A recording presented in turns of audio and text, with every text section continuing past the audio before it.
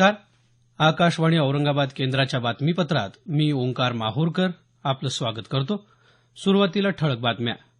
शेतकऱ्यांनी पुकारलेल्या संपाचा राज्यभरात संमिश्र परिणाम, काही ठिकाणी संपाला हिंसक वळण. शेतकऱ्यांच्या संपाआडून हिंसाचार घडवण्याचा राजकीय डाव सुरू असल्याचा मुख्यमंत्र्यांचा आरोप. येत्या खरीप हंगामासाठी 54,000 कोटी रुपये पीक कर्ज मंजूर. राज्य निवडणूक आयोगाची येत्या 1 जुलै ते 31 जुलै या दरम्यान नवयुवकांसाठी विशेष मोहीम. आणि मराठवाड्यात विविध रस्ते अपघातात 6 जणांचा मृत्यू. आता सविस्तर बातम्या. शेतकऱ्यांनी कालपासून पुकारलेल्या संपाचा राज्यभरात संमिश्र परिणाम दिसून आला. कोल्हापूर, वाशिम यासह काही जिल्ह्यांमध्ये दूध तसंच भाजीपाला वितरणावर संपाचा परिणाम दिसून आला नसल्याचं आमच्या वार्ताहरांनी कळवलं आहे. राज्यात इतरत्र मात्र संपाचा संमिश्र परिणाम दिसून आला. नाशिक इथं संपाला हिंसक वळण लागलं. येवला इथं काही वाहनांची तोडफोड करण्यात आली. जमावाला पांगवण्यासाठी पोलिसांना सौम्य बळाचा तसंच अश्रूधुराचा वापर करावा लागला. राज्यात अनेक ठिकाणी शेतमाल वाहतूक करणारी वाहनं अडवून दूध तसंच भाजीपाला रस्त्यावर फेकून देण्यात आला. उस्मानाबाद जिल्ह्याच्या तुळजापूर तालुक्यातल्या शेतकऱ्यांनी भाजीपाला आणि दूध बाजारात आणलं नाही. उस्मानाबाद जिल्ह्यातल्या भूमसह नांदेड, बीड, जालना, औरंगाबादसह अनेक ठिकाणी दूध रस्त्यावर ओतून देण्यात आलं. औरंगाबाद इथं बाजार समितीत बंद पाळण्याचं आवाहन करणाऱ्या शेतकऱ्यांना काही व्यापाऱ्यांनी मारहाण केली. यामध्ये 5 ते 6 जण जखमी झाल्याचं वृत्त आहे. लातूर इथंही विविध संघटनांच्या वतीनं संप पाळण्यात येत आहे. औसा तालुक्यात काजोळे चिंचोली इथं शेतकऱ्यांनी दूध आणि भाजीपाल्याचं गावात मोफत वाटप करून अभिनव पद्धतीनं आंदोलन केलं. शेतकऱ्याला सन्मानानं जगण्याच्या हक्कासाठी संपावर जाण्याची वेळ यावी ही महाराष्ट्राच्या दृष्टीनं दुर्दैवी बाब असल्याचं विधान परिषदेचे विरोधी पक्षनेते धनंजय मुंडे यांनी म्हटलं आहे. ते काल मुंबईत पत्रकारांशी बोलत होते. राष्ट्रवादी काँग्रेस या आंदोलनात शेतकऱ्यांच्या बाजूनं उभी असल्याचं मुंडे यांनी सांगितलं. हे सरकार शेतकऱ्यांच्या प्रश्नांबाबत असंवेदनशील असल्याचं काँग्रेसचे प्रदेशाध्यक्ष खासदार अशोक चव्हाण यांनी म्हटलं आहे. काल मुंबईत पत्रकारांशी बोलताना चव्हाण यांनी काँग्रेस पक्षाचा शेतकऱ्यांच्या संपाला पूर्ण पाठिंबा असल्याचं सांगितलं. सरकारनं चुकीची धोरणं राबवून शेतकऱ्यांना वाऱ्यावर सोडल्याची टीकाही चव्हाण यांनी केली. शेतकरी संपाला भारतीय कृषक समाजाचा जाहीर पाठिंबा असल्याचं संघटनेचे प्रदेशाध्यक्ष बापूसाहेब भोसले यांनी एका प्रसिद्धी पत्रकाद्वारे जाहीर केलं आहे. कोणाच्याही मध्यस्थीनं किंवा केवळ आश्वासनावर हा संप मागे घेतला जाणार नाही असं या पत्रकात नमूद करण्यात आलं आहे. येत्या खरीप हंगामासाठी 54,000 कोटी रुपयांचं पीक कर्ज मंजूर करण्यात आल्याचं मुख्यमंत्री देवेंद्र फडणवीस यांनी सांगितलं. ते काल मुंबईत पत्रकार परिषदेत बोलत होते. जास्तीत जास्त शेतकऱ्यांना कर्ज देण्याचा सरकारचा प्रयत्न असल्याचं ते म्हणाले. आज राज्यातल्या बँकर्सची बैठक झाली. स्टेट लेव्हल बँकिंग कमिटी जी या खरीपाच्या हंगामाकरता क्रेडिट प्लॅन तयार करते आणि पीक कर्जाच्या संदर्भातली स्ट्रॅटेजी ही डिसाईड करते, त्याची बैठक होती. त्या बैठकीमध्ये या वर्षाकरता 17-18चा जो खरीप सीझन आहे त्याकरता 54,000 कोटी रुपये पीक कर्ज आणि 23,000 कोटी रुपये टर्म लोन अशा प्रकारचा क्रेडिट प्लॅन हा मंजूर करण्यात आला आहे. शेतकऱ्यांच्या संपाआडून हिंसाचार घडवण्याचा राजकीय डाव सुरू असल्याचा आरोप मुख्यमंत्र्यांनी केला. सरसकट कर्जमाफी देणं कोणत्याही सरकारला शक्य नाही. या प्रश्नी सरकार सकारात्मक असलं तरी शेतकऱ्यांमध्ये चुकीची भावना निर्माण करू नये असं आवाहन त्यांनी विरोधकांना केलं. हमी भावापेक्षा कमी भाव देणं गुन्हा ठरेल अशी तरतूद करणारं विधेयक येत्या पावसाळी अधिवेशनात मांडणार आहोत अशी माहितीही त्यांनी दिली. शेतकऱ्यांचा संप हा गेल्या 15 वर्षात सत्ताधिकाऱ्यांच्या चुकीच्या निर्णयांचा परिपाक असल्याचं मत अर्थमंत्री सुधीर मुनगंटीवार यांनी व्यक्त केलं आहे. ते काल नाशिक इथं पत्रकार परिषदेत बोलत होते. विद्यमान सरकारनं शेतकऱ्यांसाठी घेतलेल्या निर्णयांचा आढावा घेतानाच गेल्या 15 वर्षात निर्माण झालेले प्रश्न 2.5 वर्षात कसे संपणार असं मुनगंटीवार म्हणाले. मुंबई नागपूर समृद्धी महामार्गाची कामं निवडक ठेकेदारांनाच मिळावीत यासाठी निविदा प्रक्रियेत बदल करण्यात आल्याचा आरोप काँग्रेस प्रवक्ते सचिन सावंत यांनी केला आहे. ते काल मुंबईत पत्रकारांशी बोलत होते. या कथित भ्रष्टाचाराच्या पार्श्वभूमीवर काँग्रेसनं राज्य रस्ते विकास महामंडळाकडे स्पष्टीकरण मागितल्याचं सावंत यांनी सांगितलं.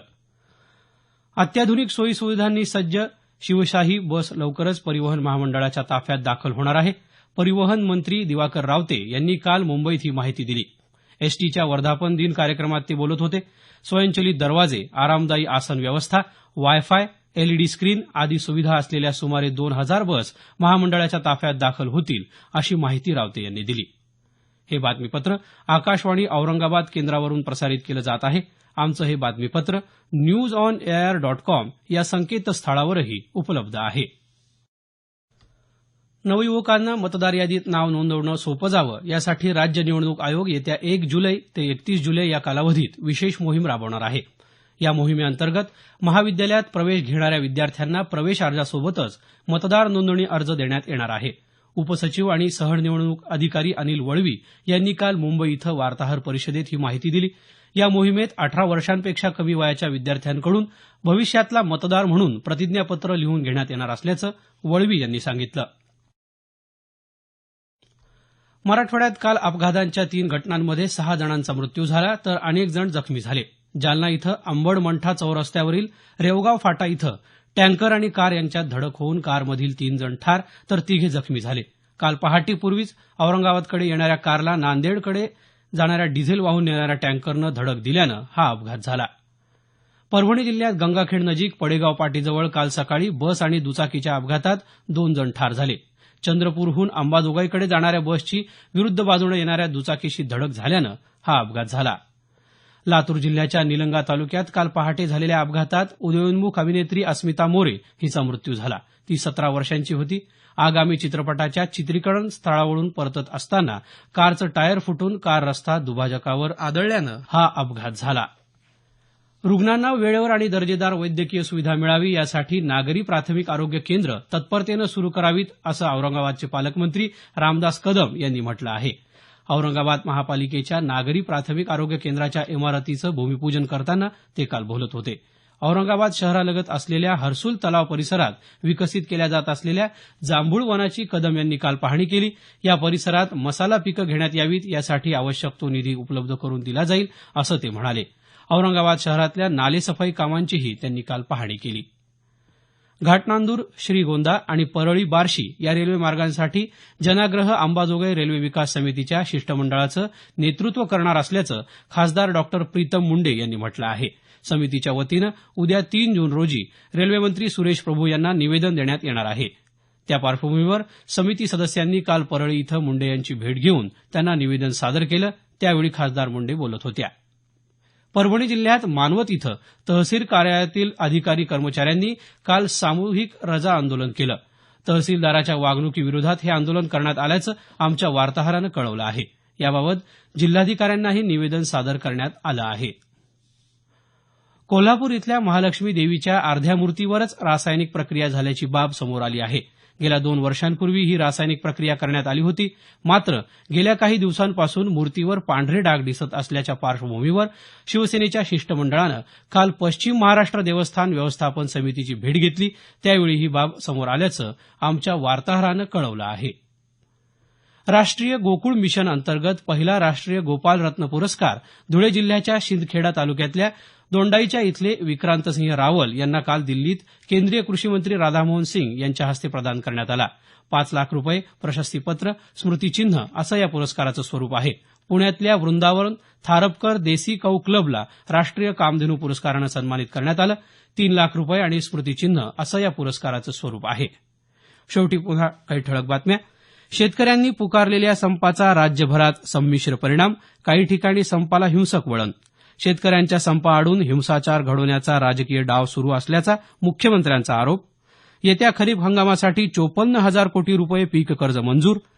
राज्य निवडणूक आयोगाची येत्या 1 जुलै ते 31 जुलै या दरम्यान नवयुवकांसाठी विशेष मोहीम आणि मराठवाड्यात विविध रस्ते अपघातात 6 जणांचा मृत्यू. याबरोबरच हे बातमीपत्र संपलं.